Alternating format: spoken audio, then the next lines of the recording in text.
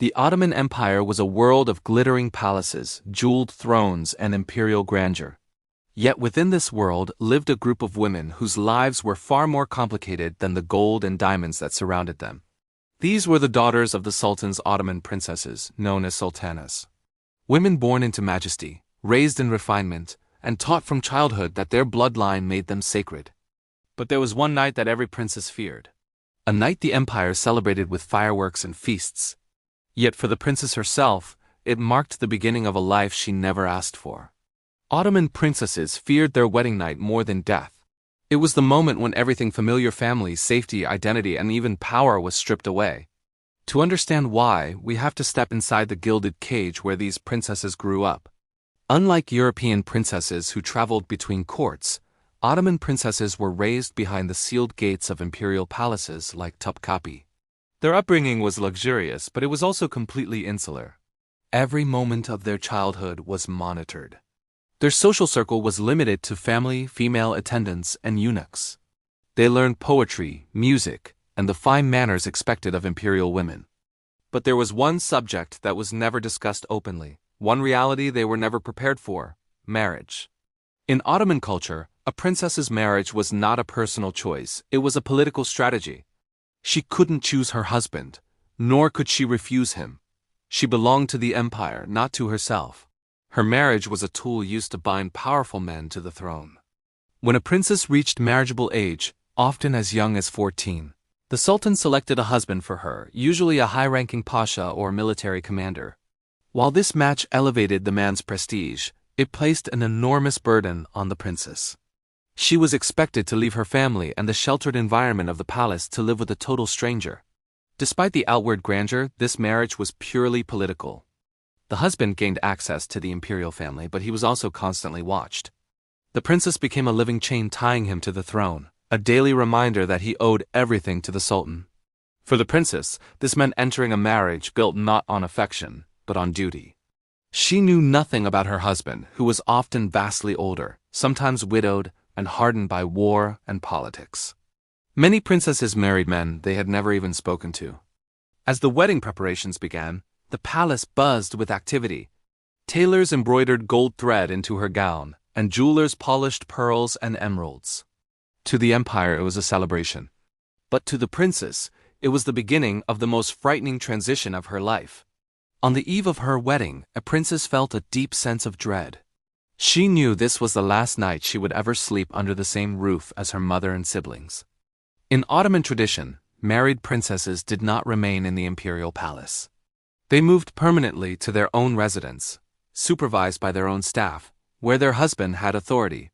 Leaving the palace meant leaving her childhood, her protection, and the only world she had ever known. She had been sheltered since birth, never left unguarded, never allowed to speak freely with men. Now, suddenly, she was expected to share her life and her body with a stranger. This was the first reason the wedding night was so feared. It was the moment the princess confronted a world she had never experienced. A world far more unpredictable, far less controlled, and much more dangerous. For centuries, Ottoman princesses lived by strict rules of modesty and separation from men. The idea of physical intimacy was foreign, not openly discussed, and often considered shameful to even mention. Many princesses went into marriage with no knowledge of what it truly entailed. The suddenness of this transition from sheltered innocence to marital obligation was devastating. The wedding night wasn't just the first moment of intimacy. It was the moment her personal comfort meant nothing compared to imperial expectations. She had to honor the marriage contract immediately. Refusing her husband or showing distress could cause a political incident, humiliating the entire dynasty. This placed enormous psychological pressure on a young woman who was completely unprepared. Another reason for their fear was the imbalance of power. Although a princess outranked her husband socially, he held all the authority in their private chambers.